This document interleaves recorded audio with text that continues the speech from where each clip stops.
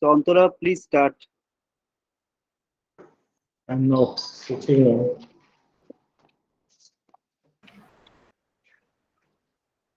Okay, sir. Hello, everyone. Hope you all are fine today. As we all know, our today's concept is thinking about river differently, thinking out of the box. Let us all watch a short video on that note and start our today's program. I'd like to request our technical team to play the video. Ruchi sir नहीं है नहीं पीछ सकता हूँ।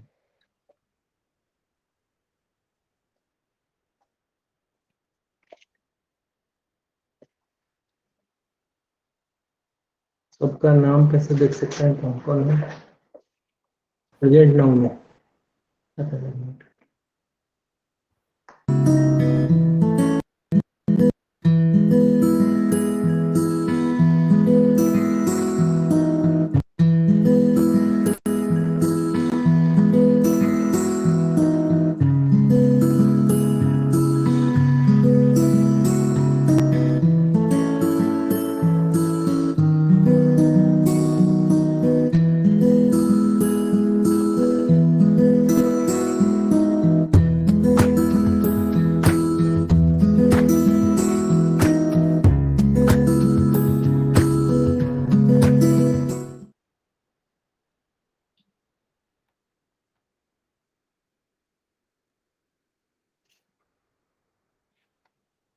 Okay, very good afternoon and a warm welcome to everyone present here. I'm Antara Kundu, Project Executive, South Asian Institute for Advanced Research and Development. Thank you for joining us in this monthly brainstorming session named as Think River Differently. On behalf of South Asian Institute for Advanced Research and Development, my heartfelt gratitude to all the distinguished guests, delegates, speakers, and the participants for accepting the invitation and joining us today. This webinar has been jointly organized by Center for River Research and Studies, SIRD, in association with National Mission for Clean Ganga, NMCG, Ministry of Jal Shakti, Government of India. Now let's watch the Namami Gange official anthem of National Mission on Clean Ganga and Namami Gange theatre promo.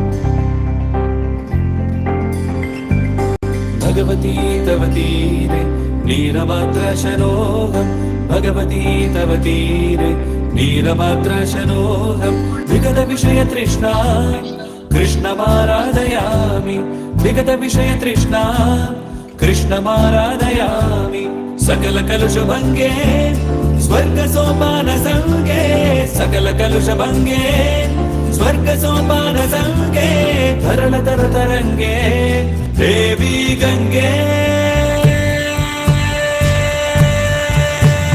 प्रसीद प्रसीद प्रसीद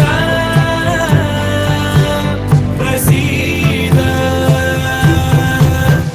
नमामि गंगे नमामि गंगे नमामि गंगे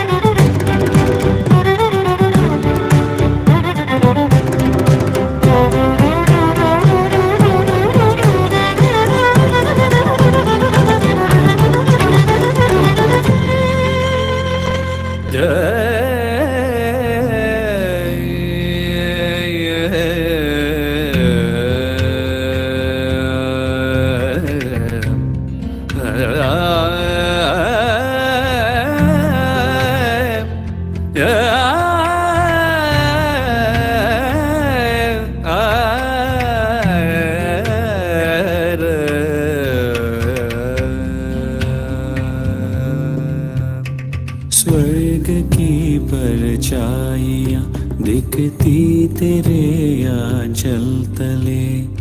माँ तेरी हर बूंद में बहती हुई ममता मिले। तू हथेली तन पे फेरे मन को भी निर्मल करे।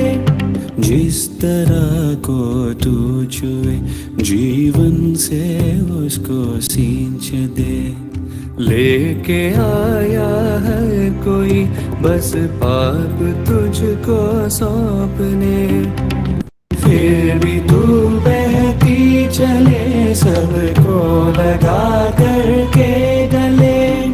स्वाद अमृत का तुझे ही चूम कर जाना। प्रसीदा प्रसीदा प्रसीदा प्रसीदा।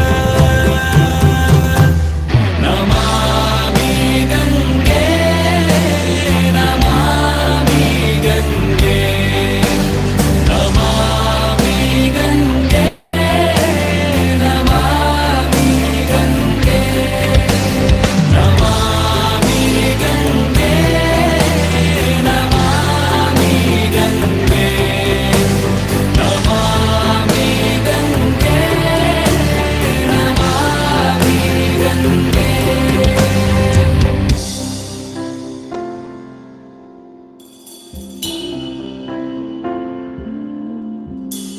पानी जो तेरा खारा तेरे आंसू की धारा कैसे मैं देखूं संतान हो। माना है तुझे माँ ये धर्म है मेरा। मैं तुझे तेरा वो सम्मान दूं। नमामि गंगे नमामि गंगे नमामि गंगे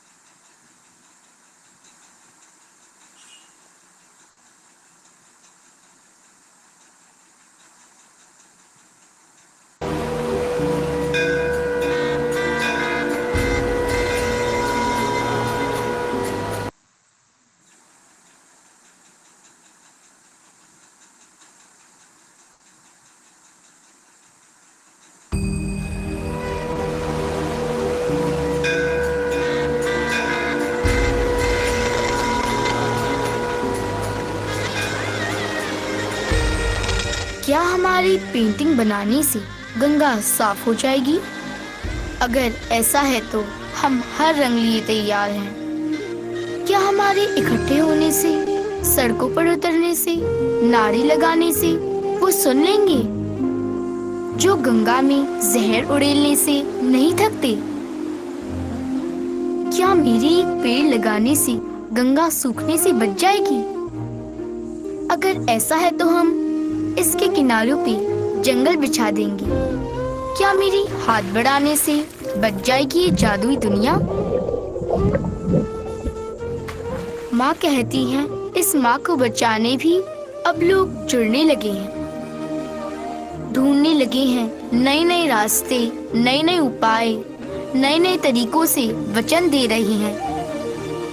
माँ कहती हैं इस माँ को बचाना जरूरी है, क्योंकि इसके बिना देश तो होगा पर उसकी सही पहचान नहीं होगी। Namami Gange Namami Gange Namami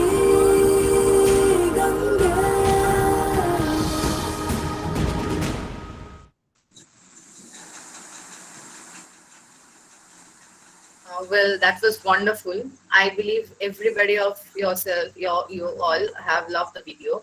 Uh, let's not make any delay. And may I now request Mr. Arindam Ray, Director, Academic Affairs, South Asian Institute for Advanced Research and Development, to say a few words. Over to you, sir. Thank you, Antara. First of all, I would like to thank National Mission for Clean Ganga, because through their cooperation, we are able to move forward one step at a time.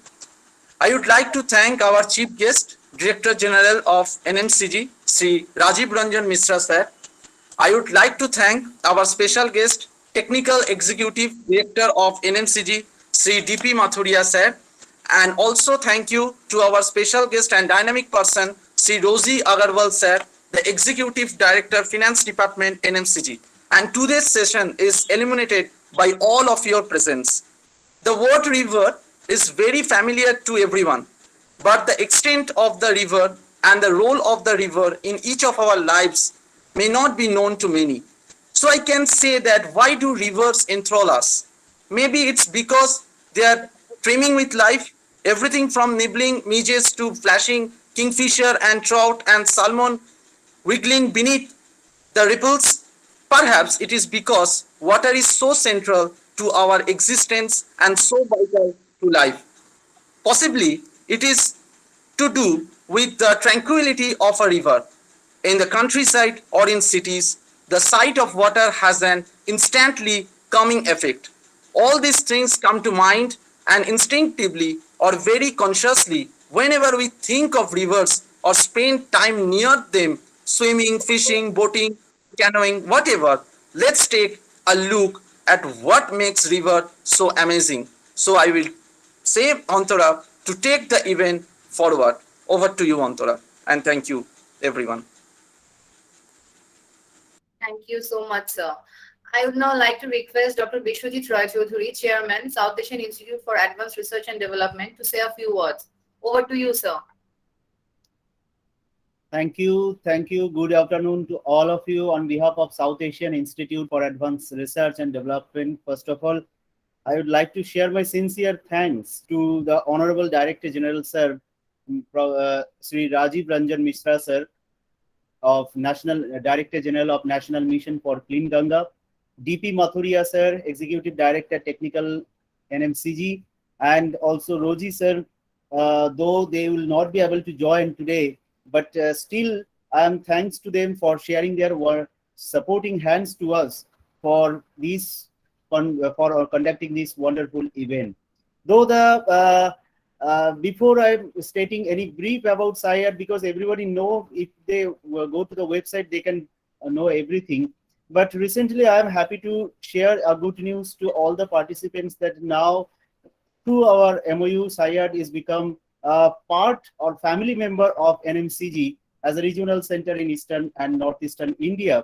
And that's why, not only that, as we are conducting lots of academic capacity building programs since our inception, so this is an initiative which we have feel that we should do immediately, because in keeping in mind our very precious natural resource, that is the river Ganga.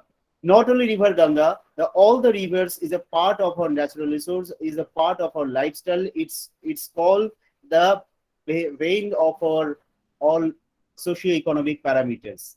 And that's why today I have just circulated a catch line that let's change your thinking from never mind to river mind.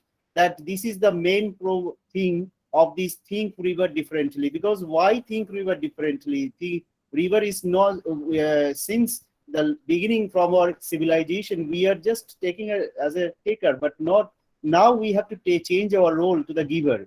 And that's why we have to think, we have to know the relevance of that particular precious natural resource and how we have to think and how we should protect them.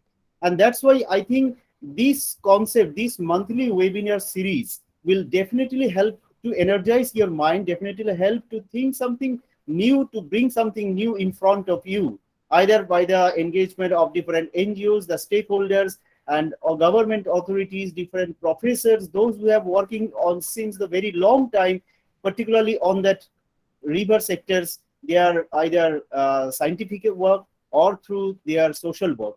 And today I'm happy that NMCG has sharing their supporting hands with us for conducting this event, and we have a plan to start this event throughout the year, conducting throughout the year with some new initiative, some lectures.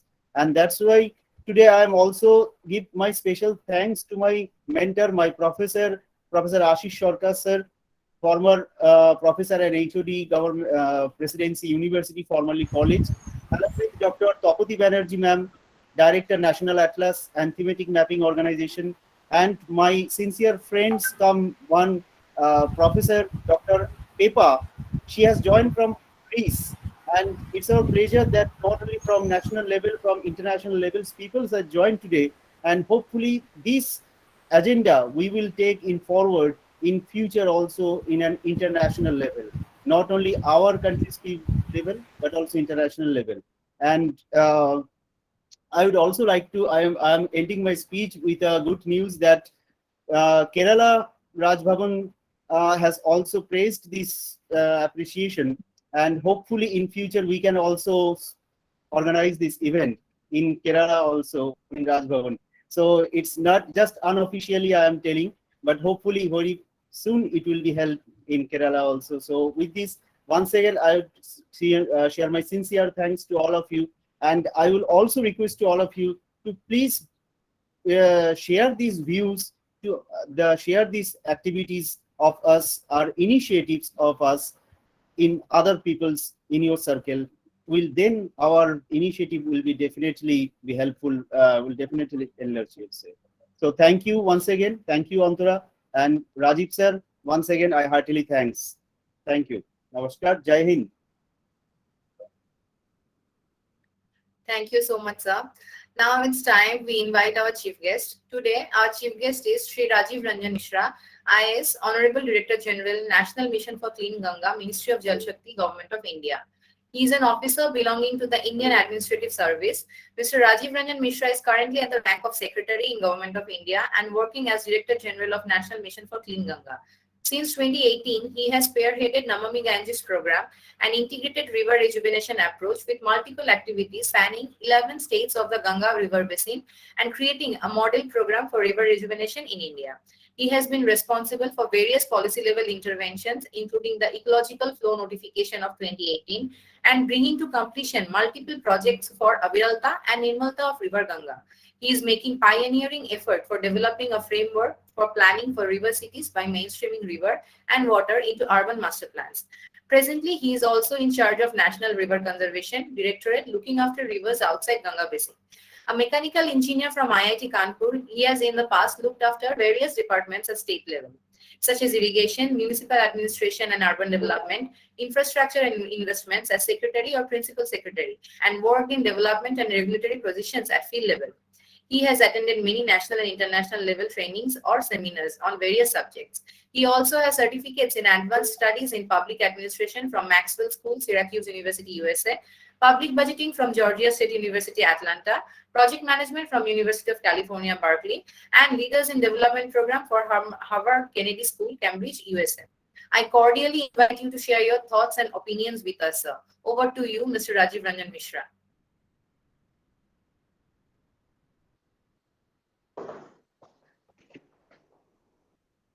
Thank you, Antaraji, and also thanks to Arindam, and special thanks to Dr. Biswajit Roy Chaudhary. I am also really very happy to welcome all of you, and also several senior professors, experts. Tapti ji is there, Professor Ashish Sarkar, and then several other professors. It's also very nice to see several of you again and meet, even if it is virtually, but several old friends and colleagues I could see in the audience, with whom on some occasion or the other we have chance in our national mission to work. And it's really nice. What actually energized me today is the topic of the session. And I must really appreciate Dr. Biswajit Roy Chaudhary for thinking like this. thinking river differently. Now this title itself is very thought provoking, and I think several of you are experts in your own field, and you know quite a lot about your field, whether it is hydrology or geography or history or morphology or engineering, civil engineering, or other kind of branches of science. But what we need to do differently? I mean, perhaps we can always feel that we already know so much. I mean, the collective, if we see the group, the collective body of knowledge perhaps is quite large. So what we have to do together, which will be different thinking on the river. So I think this question should be the prime question in our mind, and we should try to address it. And as you have told about me, that I have been for last few years I have been associated with this mission and this great river. I mean, I consider myself lucky to be getting this chance. But I can tell you, this association has also changed my thinking. And perhaps before I came here, in one of my earlier posting, I was Principal Secretary Irrigation in one of the state, a large state where irrigation was very, very important subject and priority. And my thinking about rivers was something quite different, which had changed when I have started working on the river rejuvenation. And there was a time when in everybody's life there was a river. I mean, think 100 years back, 150 years back, even 50 years back. It will vary from different culture and different countries. But yes, river was integral to our life. We all wanted to, I mean, we all knew river. Now, you ask a person in Delhi, do they know river? I mean, unfortunately, there are several people who have not seen Yamuna River in Delhi. I mean, they might have seen while crossing a railway bridge or while crossing on through a flyover, and they see a river somewhere in distance. But how many of our young people, how many of any citizen, why should we only target young people? How many of really go and we have time to go and sit on a bank of a river and try to understand, try to enjoy that? So I think perhaps this is where we have to start thinking a little differently. We all depended, we all know the civilizations grew on the bank of river, not only in India, but throughout world. I mean, basically river or any big source of water, it may be lake, it may be pond, but we basically to survive, we need water. And rivers were perhaps the most important source of water, and we started living along with that. The rivers developed our culture, developed our civilization, developed farmland, agriculture started. They sustained fishery, they sustained aquatic life, they sustained commerce. We started transportation through river. I mean, I think we all know the transportation started, the inland waterways. Perhaps that was the only way of transporting. Armies got transported, wars were fought on the bank of the river, communities survived there, new lives got generated. We revered river. And we also feared them, because there were an occasion when perhaps river also tried to teach us a lesson, and we faced flood. We had all kinds of calamities associated with the river, but civilization survived. They started knowing how to survive with the river. And that way of life, to live with river, was very strong in our culture. It was very, very strong in our culture, and that's how thousands and thousands of years, India prospered on the bank of river. And Ganga, of course, is the most unique and most important river. But take any river for that matter in India or in any other country also, communities slowly they got into this relationship, and very strong relationship, and then they knew where to settle down. They knew where the water will come. If you go and ask even now, some of the older people in some of the villages, they will tell you the great flood came, then where the water was there, and which area is safe in the village, which area is not very safe in the village. So perhaps we went to the closer to the river, we did some activities like some agriculture, etc. And then the season timings were very nicely thought of, that you can perhaps will not have so much of damage, so you can get some benefit, you can get some livelihood. But it was very clearly, inherently understood by people that we are not going to construct houses there. So I think, but still, you know, especially river like Ganga, and I think several of you are from Bengal. Perhaps it is even more true in case of Bengal and Bihar, that these rivers have mind of their own. And even if you have taken some precaution, river also used to change its course. So I think sometimes even if you are careful that the communities are wise, but still rivers used to change course and it could erode your village, you could come into your village. And now I know quite well there are several villages in Bengal which face serious problem. I mean, sometimes people say we don't know by next season whether this village or part of this village will survive or whether this house will be there or not. A few days back in TV, I was seeing somewhere in Bihar, perhaps in Hajipur, the TV was continuously showing a house getting flooded and a big tree falling because river was coming, the flood water was coming, it was eroding, and that whole house. But if you look at that house, that there is no doubt that house is part of river. I mean, it was constructed in a land which was and will remain the village. So some part of the river, and then it started changing. Now, what happened? I mean, this thinking perhaps started getting a big change. Sometime, let's say 150 years back, then we had a lot of other developments coming up. If you start from the beginning of Ganga, perhaps in 1850s, a major in the intervention came in the form of Ganga Canal, the canal system, a very large. I think British used to take pride at that point of time that we have constructed the world's largest irrigation system, the Upper Ganga Canal, 1854. And that got further extended into Middle Ganga Canal and Lower Ganga Canal, so that canal system came. The idea at that time was to somehow do something that you get benefit from this river, utilize the harness this potential. They also felt that perhaps it will help us in controlling or mitigating the flood. I mean, Ganga used to be very, very dreaded for the massive flood which it brings. And in a way, it shows the power of this river that even now, after we have done so much with this river, we have tinkered so much with the river, even now the river is powerful enough to show its real potential and its might and its majesty in the flood season. So we know that what this river can do. So this kind of thinking and primarily a lot of engineering idea, it changed our way, our thinking about river. We started thinking not like a river as part of our life, our lifestyle or our culture. We started thinking river primarily from the point of view of resource. It is a resource, there is no doubt, but our prime thinking became, our prime motivation, our primary drive became that river is a huge water resource. Let us use every drop of it.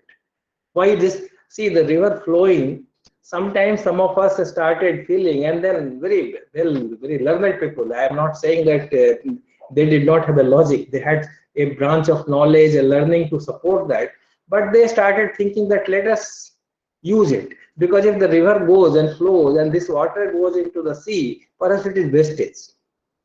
And I can tell you, I can confess you, when I was Principal Secretary Irrigation, I mean, I was also driven by this thinking. I mean, we all were coming to Government of India to get our projects sanctioned, and we were trying to construct so many projects on the flood water and nothing.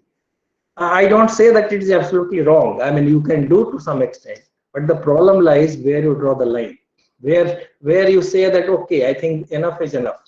Because what has happened, this change from being an integral part of our life and lifestyle, looking at river as a commodity, as a kind of resource which can be harnessed, that is that this thinking actually needs. So you say think river differently. The different thinking need not be new thinking. Perhaps it recalls, I mean, we have to recall our old thinking, our classical thinking, our age-old wisdom. To a great extent, a different thinking will flow out of our knowledge which perhaps we had. And we can understand its hydrology, and then on that basis we can do it. But what happens if you keep on harnessing water and you think that river is only source of water? This very premise is not a very comprehensive idea, because I feel that river is not just water. I mean, it transports water, it takes water from point A to point B, and along with that, several other things also it transports. It also carries sediment. It has silt. It carries. Recently, I was in Kanpur, and then this flood season, I think it was looking beautiful. Kanpur, a new ghat has come, Atal Ghat, and I was standing there. And see, there are certain decks. There is one higher level deck, and we had to stand on the higher level deck. The lower level viewpoint or the deck was flooded, already submerged. And then water was receding and it was leaving lot of silt, lot of sand, which has to be cleaned up and it has to be done. But the very fact is thousands and thousands, millions and millions tons of silt or sediment is transported by the river. And that was essential for our survival. That was essential to form this soil. Now what is happening? The way we are looking at river, the way we are planning our river, many of these things are actually leading to erosion because perhaps the catchment plantation, perhaps we have gone too close to river. Either by way of, in the urban area, either you have constructed, or in the rural area you have done agriculture so dense agriculture that you have basically got completely into the land of the river. So that's one. Or you draw so much of water. When Ganga leaves Haridwar, and goes into the plain area, you suddenly start feeling that water is out. I mean, river becomes so thin, and then there perhaps the river, it sometimes in the lean season it looks very difficult to survive. And things are improving little bit, I will tell you, but still there is a huge challenge. And what happens in Ganga is perhaps much less problematic. What happens in several other rivers in the country is even more pathetic. So I think basically primarily what we have to look at, when you look at river rejuvenation or understanding river or thinking about river differently, we have to look at two primary or fundamental parameters. One, the right of the river over its own water, because river is doing so many things. But should we not leave some water for it to survive, or should we utilize everything? And if you do that, how sure you are that you will get water for next year or after 10 years? What will happen to the river? Because if the river does not survive, what happens to different ecosystem services which has been given to humanity since thousands and thousands of years? What happens to that? So that's why, I mean, now in the modern parameter, what we call the concept of environmental flow emerges. That we must agree to leave certain part of the water in the river as an environmental flow or ecological flow, the minimum flow which is required to survive the ecology of the river. So I think this was understood earlier. It's not something which has come absolutely new thing, but yes, perhaps we did not use the term environmental flow. Now we are using this flow in a more scientific parlance, and then there is different way of looking at environmental flow and how to assess, etc., etc. And I'm very happy to share with you, and especially in a gathering of so many experts, because many of you would have been doing work on environmental flow and you would be an expert in that. But in India has also progressed well. I mean, now we are talking about environmental flow. In 2018, we were first to notify e-flow for Ganga River right from the head streams up to Kanpur. So all the barrages, all the hydroelectric projects which are coming, some sort of minimum flow regime has been put there, and now it's being implemented also in most of the cases. Implementation has been effective. We are working for other rivers. But yes, there are certain rivers, there are certain questions come, especially from in case of non-perennial rivers. I mean, a question comes from different states. Is it possible to notify e-flow because we are non-perennial rivers? But again, this science of environmental flow, this is not the time. I'm not perhaps the real expert on e-flow to tell you, but several things are happening. Ultimately, the concept of e-flow is you have to look at the river and its flow, and you have to determine what is the minimum flow, and it will vary on the season. It will also vary from point to point. So you see, it's a very scientifically you have to go and do. And primarily what we are doing in a very common sense, in layman's term, which I understand better, you are trying to mimic nature as it was earlier. So even if it is a non-perennial flow, what was happening in some parts of southern rivers 100 years back, they had more water. What changed them? And can we go back to the earlier system to the extent possible? I know you cannot demolish all the things which have been done because they also have their own purpose. But can we step by step go back to that kind of situation? So can we bring that kind of thinking? So I think that is something which is very important. So this is one. The flow, right, of the water for the river, its own water. It gives water to everyone for drinking, for industry, for recreation, for irrigation, for all purpose. How much water it needs for itself. And there lies another way we have to think differently. We always think that river water is for us, for humanity. We have the right. But that's again something which is not fully correct. The river is not only meant for human beings. The river was created by nature to serve different purpose. There are other life forms. There is lot of other. The flora and fauna also has to survive on the river. You have aquatic life, you have dolphins, you have fish, you have crocodiles. I think they're all, the whole biodiversity is part of the river, and they also have a right over this river. So you cannot simply monopolize river because we are in that kind of position of power. So let's do everything, whatever we want to do with the river, because I think that's again something which we have to change our thinking, and you have to understand.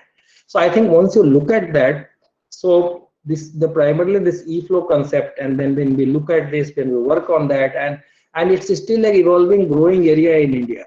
I mean, there's a lot of international research, there's a lot of experts, a lot of institutions working in India also on that, and then we have moved much ahead in last 10 years. But we have to look at this more closely and create a regime where this gets done for all rivers. And I am very happy to tell you the Honorable National Grid Tribunal has also put it as part of the agenda, as part of their order, that river rejuvenation plan in every state has to talk about e-flow. And then you have to get into the e-flow. So, and because that's the only way you can perhaps look at this. Now, when you look at e-flow, again, I will again point out here, we have to look at differently. Primarily, the e-flow depends upon the flow data. So lots of hydrological data and flow data at different places. That's essential. You will have to do that. Then it also gets into hydroaquatic kind of analysis, because you also have to look at the aquatic life profile in that area. And then what is the keystone species, or what is the largest species, and that species should be in a position to move from place to place easily.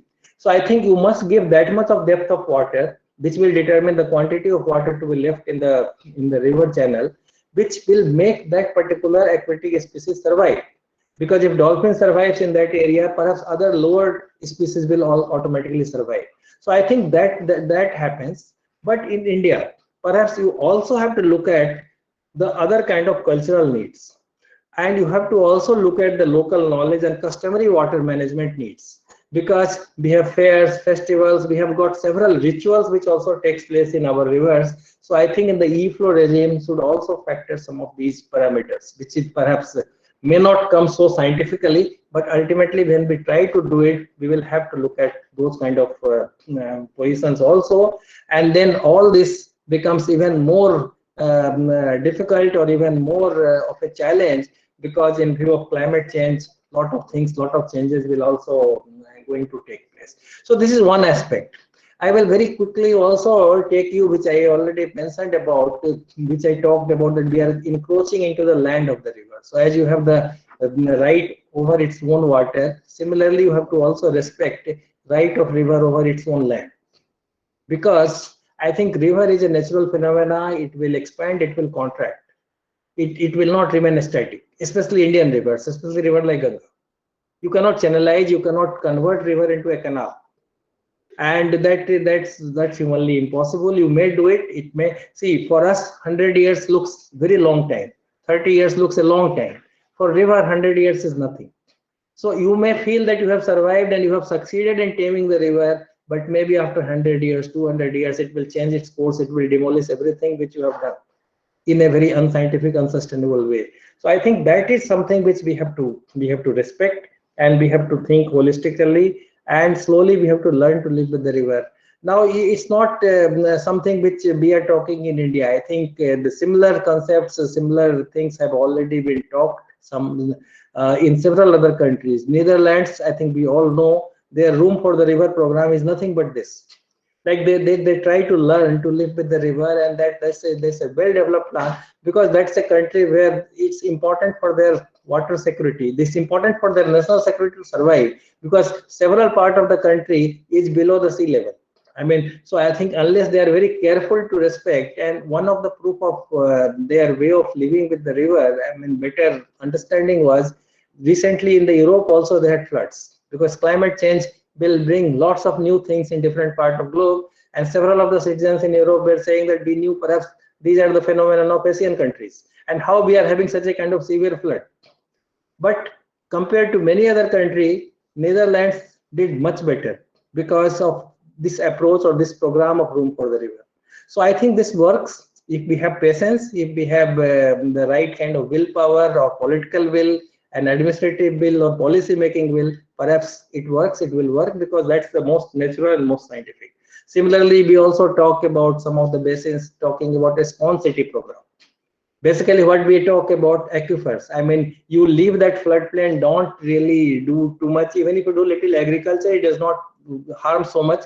But concrete and concretization and construction will actually make that aquifer not, the porosity will be gone, and you won't be able to harness storm water or rainwater. So I think that's again something which we have to think differently.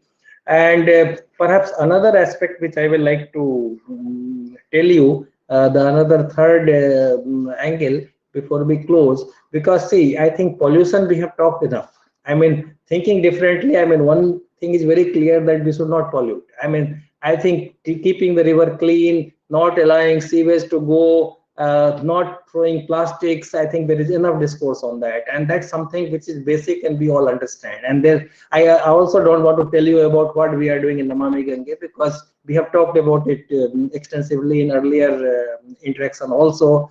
But the only thing is, you have to again look at, when you look at the urban system, because that when pollution comes, that becomes the most important thing. And then that's again, if you understand river and go back to your strong connect of respecting river, perhaps we will not pollute. But it's a big paradox. On one hand, we call these rivers mother, we consider them as goddess, but at the same time, we don't hesitate in throwing dirt into that. So I think that is something which again we have to change, and then that will again come if our thinking gets, changed, and then we go back to again some of our earlier thinking. I will also request, I think perhaps we have to work, and then there are experts from different field, and then maybe Dr. Biswajit can organize, because this will be a continuous series. We can pick up few aspects and then talk about it. River as a cultural identity. I'm talking about faith. I'm talking about faith, and then how we can change our that thing into our duties. But river has, it always had a cultural identity. Even now, it has cultural identity. Look at the poems. Look at the writings on river. And especially in case of Ganga, not only Indian authors, several international authors have done research. They have written books and books. We had a lecture by Mr. Anthony Acaviti from Yale University now, who has spent almost 10 years along Ganga, and he has mapped this river expanding and contracting, and then they came up with several conclusions. Similarly, there are several branches of knowledge. There are sociologists who have written about the communities living along Ganga, how they treated Ganga, how they survived on Ganga, how their livelihood survived on Ganga, or any other river for that matter. I'm talking more of Ganga, but similar things happen in almost all the river. So I think let us also read some of this literature, because that literature, some of the old literature, will give you how it inspired thinkers, how inspired authors, poets. I think we have, especially in case of Ganga, you see, I think the great poets have been on the bank of Ganga, starting from the Adi Kavi Valmiki. In Ramayana, there is so much of reference of the river Ganga, and other rivers also, its tributaries. And then there is a reference of biodiversity. In that, Ramayana has a reference of dolphin. Ramayana has a reference of several other biodiversity. It has reference to several mountains, several hills, several other natural phenomena. So I think when we look at the Room for the River, we have to look at the biodiversity. We have to also look at the wetlands, because when the river is flowing and it changes course, it leaves lot of oxbow lakes. So what is happening to them? how we have to preserve them. So I think that I think lots of your literature will tell you, this gives you an account of how it was centuries back, thousands of years back. And even in the latter part, whether you see Tulsidas, whether you see several other poems, or there is a Ganga Lahari written by Pandit Jagannath on the bank of Varanasi Ghats, I think that beautifully describes Ganga. So I think there is so much of inspiration which is driven, and poets. There are paintings which have been inspired by this river. So I think river, if you have to humanize it, I mean there is a poem I am reminded of by Sumitra Anand Pant, which talks about Chandni Raat Mein Nauka Vihar. So boat ride in that kind of night, and it talks so nicely about how, I mean, you can imagine Ganga not as a river but as a human being, and then the whole description is there. So I think that kind of thinking, that kind of attachment again has to be brought back. Gurudev Tagore, I think if you see his writings, I think there is a river angle in several of them, because he looked at river, he lived with river, so it comes very naturally.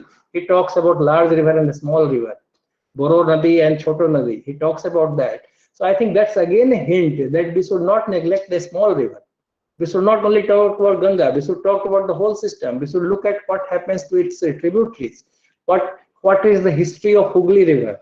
I mean, how the entire several world powers came through Hooghly, and then they lived and settled here, and then they fought with each other, and then Hooghly developed and several towns developed along with that.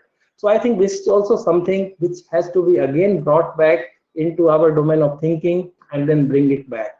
So primarily we have to again, okay, river will give you resource, it gives you ecosystem services, you must value that. But at the same time, you must consider it as a kind of living system on the banks of which you will survive. And it's not for the river to be saved. It's for ourselves, for our own purpose, that we must sustain these rivers. Otherwise, who will sustain us? So I think these are some of the thoughts, and perhaps we have to know more from the experts of different fields. But primarily, what is to be done is to river rejuvenation will require lot of branches of knowledge to come together. It's a multidisciplinary work, multi-sectoral work, but ultimately some thought has to bring them together, unify all these branches of knowledge, and develop a kind of river science or river art, whatever you want to say. I think that kind of branch, that kind of discipline has to emerge, because that's the only solution, and that should be the meaning, in my opinion. That should be our way of working when you say we have to think river differently. So thank you, Bijit, again for giving a very thought-provoking title for us to think and talk about it. And it's a long journey. I think I'm very happy that several experts from India and abroad have joined, and we will certainly gain benefit from your knowledge, in-depth knowledge of your respective expertise. And we have to bring all that together and then move ahead.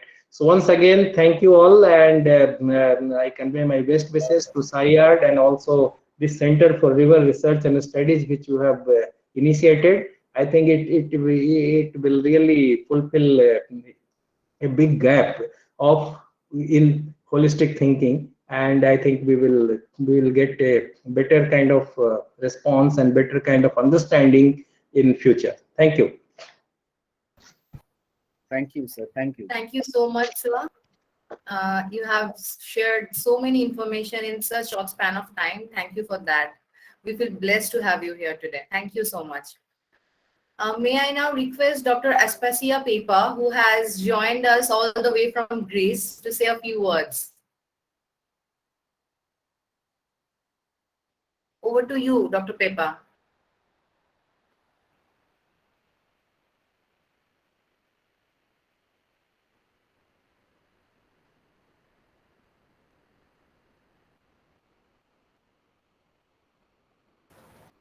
Dr. Pepa, are you here?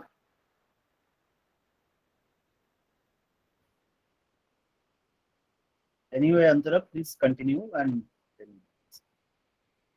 Okay, sir. Sure. Okay. Then, now I'd like to request Dr. Taupati Banerjee, Director, National Atlas and Thematic Mapping Organization, Government of India, to share some thoughts and opinions with us. Over to you, ma'am. Thank you, Antara. Thank you, Bishwajit.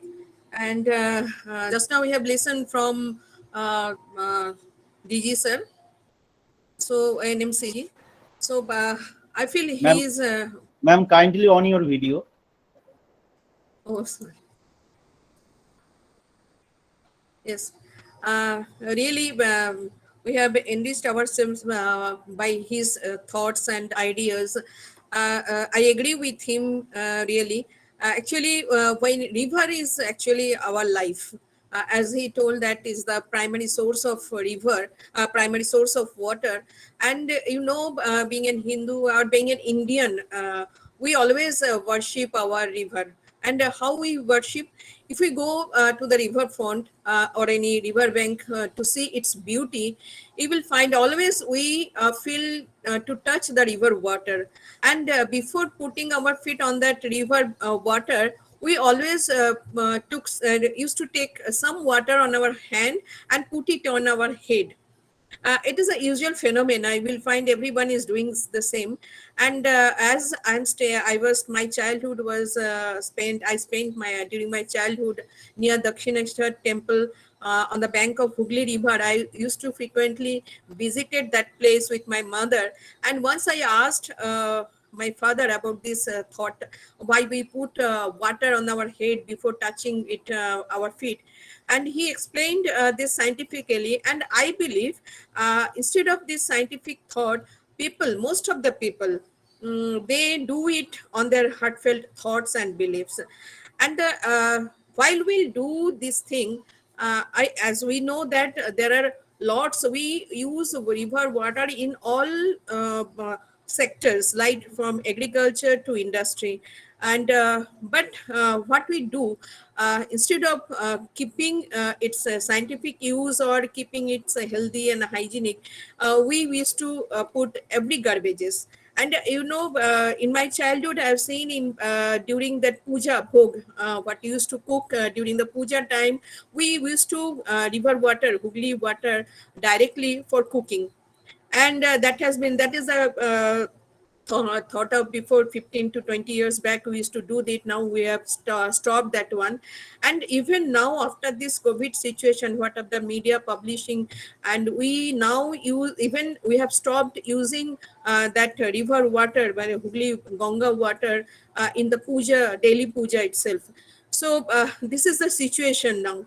So, and in our recent study, we are trying to map that water pollution map in NACMO, and there we are seeing that that nearest the centers, cities on the bank of Ganga River, the highest pollution is in West Bengal. Maybe it's due to its location in the lower reaches. And in this sense, I just want to mention over here, being that part of Eastern India, it's a locational locational advantage of West Bengal.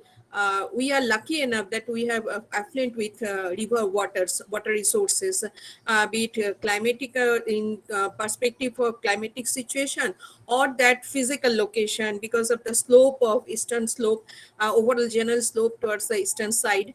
We are affluent with that water resources. So as sir told, that we must challenge that to use that river with our age-old thinking, to revive our age-old thinking. We have to use this river water very judiciously and very scientifically. And in this respect, that river riparian zone development and management has come to other countries at least 25 years back as compared to India. Now we are thinking to develop the river Jones river bank area to judicious use of this. And recently, in the last year, my visit in Agra from Delhi, I was seeing there is a big hoarding on that Jamuna bank. There is no constructions are allowed. After going through lots of construction over there, I think the same awareness should be here in all the river bank, not only Ganga, all the river banks in the lower reaches, especially in the eastern India, because we are getting a lot of pollution, being its positional, being its position. So I think first of all, awareness program. If we think in a different way, that thought of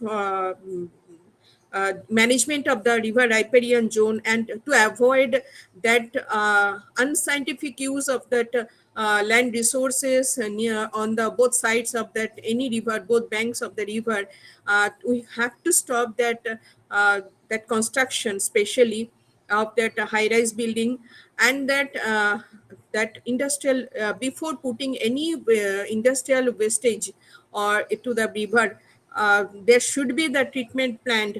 It was before, and I feel nowadays it has almost stopped, and people are directly industries are directly putting their garbage in the water, in the river itself. So I think it should be stopped immediately, and illegal mining of sand on that river bank. So with this, I just want to share my thinking with Bishwajit, that along with this seminar and the discussion or brainstorming session, some awareness program must be with the local community people, because if we develop this awareness with the community people, because I think I have seen that in that, especially in the canal areas, there are especially in that outside that urban area, semi-urban or in the rural areas, wherever there is a canal, that are managed nicely with that development of trees and forest along that canal side. The same can be developed along the river bank, and if we develop that awareness program with that community people, I think that will be thinking new thinking to develop awareness among them to save the river, to save their area. If every community, if they save their area, I think that will ultimately it will help others to develop or encourage to this type of situation. So with this, I think this is the really a good initiation from the side of SIAD and IIGST. They are thinking on a different way. I feel with the help of NMCG and Ministry of Urban and that SIAD, and we are also with them. We will try our level best to work with them for this different program if they start now. With this, I thank you, Bishwajit, and thank you, NMCG, for helping Bishwajit and their team to start this type of program. With this, I thank you again. I hope this will be a this is an initiation, and they will develop themselves in future program also. Thank you. Thank you so much, ma'am, for your wonderful words. May I now request Professor Ashish Sarkar, former professor and head Department of Geography, Presidency University, to say a few words. Over to you, sir. Oh, thank you, Antara. It's a nice thing that Mishra ji told almost everything about think differently about the river Ganga. And the same is true for all angles our dear Tapotidi has put forward. And I think it's time to take river differently. We should approach the study of rivers, analyze the rivers, use the rivers. Our whole concept needs a major change, a dramatic shift from just a huge body of resources to others. River as a source of culture. It has a culture base. River as an organic body, it has its own right by itself. And several countries in the world have already legalized the rights of rivers through their code. So I appreciate the efforts taken by SIAD in this regard, and I wish them all the best, Vishwajit and his team, and I will be with them if they require me, need me in future. Thank you. Thank you, sir. Thank you.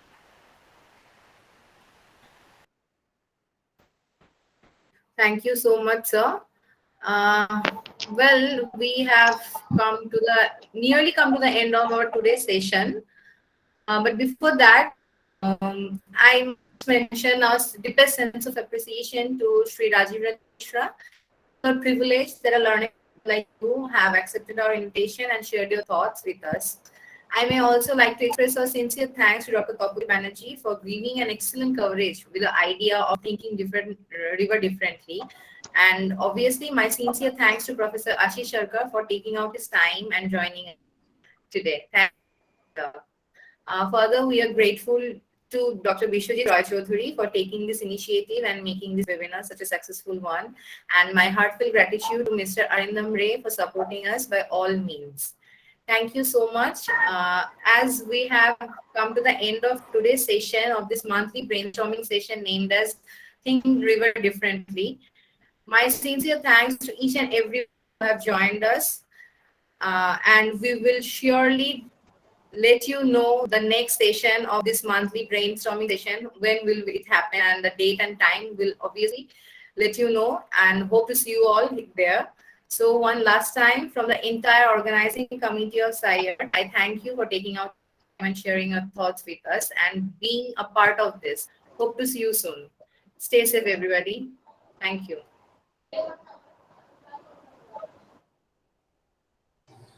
Thank you. Thank you. Thank you, everyone. Thank you, everyone. Thank you. Very soon we will publish our next upcoming brochure of Think Thank River you. Differently. Thank you. I joined late. Thank you. Thank you. Thank you, ma'am. Thank you for joining with us. Thank you.